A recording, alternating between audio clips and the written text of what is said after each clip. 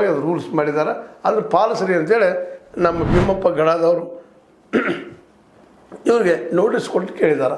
ನೀವು ಒಂದು ವೇಳೆ ಇದನ್ನು ಮಾಡಲಿಲ್ಲ ಅಂದ್ರೆ ನಾನು ಇದನ್ನು ತೊಗೊಂಡು ಕೋರ್ಟ್ ಮ್ಯಾಟ್ರ್ ಮಾಡ್ತೀನಿ, ಕಾನೂನಾತ್ಮಕ ಹೋರಾಟ ಮಾಡ್ತೀನಿ ಅಂತೇಳಿ.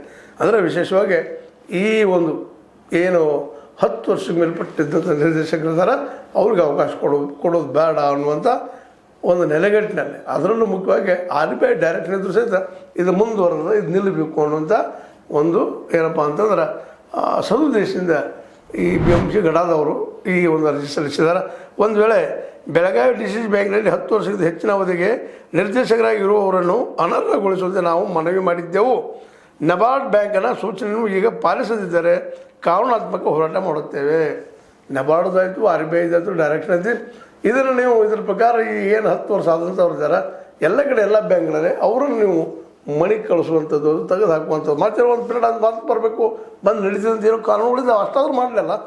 ಒಂದು 10 ವರ್ಷ ಆದ್ಮೇಲೆ ಇನ್ನೊಬ್ರು ಬಿಟ್ಟು ಕೊಡಲಿ, ಮತ್ತು 5 ವರ್ಷ ಆದ್ಮೇಲೆ ಮತ್ತೆ ಟೈಮಿಂಗ್ ಆದ್ಮೇಲೆ ಮತ್ತು ತಾವು ಬರಲಿ. ಜನ ಅಲ್ಲಿ ಆಯ್ಕೆ ಮಾಡಿ ಷೇರ್ದಾರ ಮೇಲೆ ಡಿಪೆಂಡ್ ಇರ್ತದೆ. ಷೇರ್ದಾರ ಯಾರು ಬೇಕು ಅವ್ರು ಆಯ್ಕೆ ಮಾಡಲಿ.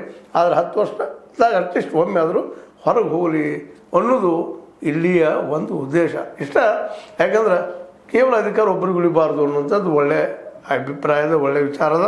ಆ ದಿಶೆಯಲ್ಲೇ ಈ ನಿರ್ದೇಶಕರು ಇನ್ನುಳಿದವರು ಪಾಲಿಸಬೇಕಾಗಿದೆ, ಅವರು ಕರ್ತವ್ಯ ಅಂತೇಳಿ ಈ ಸಂದರ್ಭದಲ್ಲಿ ನೆನಪು ಮಾಡ್ತಾ, ಅದರಲ್ಲೂ ಮುಖ್ಯವಾಗಿ ನಮ್ಮ ಇವತ್ತಿನ ಅಧ್ಯಕ್ಷರು ಅಣ್ಣಾ ಸಾಹೇಬ್ ಜೊಲ್ಲೆ ಅವರು ಏನಪ್ಪ ಅಂತಂದ್ರೆ ನಿರಂತರವಾಗಿ 10 ವರ್ಷದ ಹೆಚ್ಚಿಗೆ ಡೈರೆಕ್ಟರ್ ಇದ್ದಿದ್ದು ಸುಳ್ಳಲ್ಲ. ಅದೇ ಕಾರಣಕ್ಕೆ ನಮ್ಮ ರಮೇಶ್ ಕಚ್ಚೆಯವರು ಸಹಿತ, ಲಕ್ಷ್ಮಣ್ ಸವದಿ ಅವರು ಎಲ್ಲ ಘಟಾನುಘಟಿಗಳಿದ್ದಾರೆ. ಅರವಿಂದ್ ಪಾಟೀಲ್ ಅವರಾಗಿರ್ಬೋದು, ಮಂತೇಶ್ ದೊಡ್ಡಗೌಡರಾಗಿರ್ಬೋದು, ಅಪ್ಪಸಾಹೇಬ್ ಕುಲಗಡೆ ಅವರಾಗಿರ್ಬೋದು, ನೀಲಕಂಠ ಕಪ್ಪಲಗುದ್ದಿ ಅವರಾಗಿರ್ಬೋದು, ಇವರೆಲ್ಲರೂ ಇವತ್ತು ಆ ದಿಶೆಯಲ್ಲೇ ಹೆಜ್ಜೆ ಇಟ್ಟೆ ಒಂದು ಮಾದರಿ ಆಗಲಿ ಅಂತ.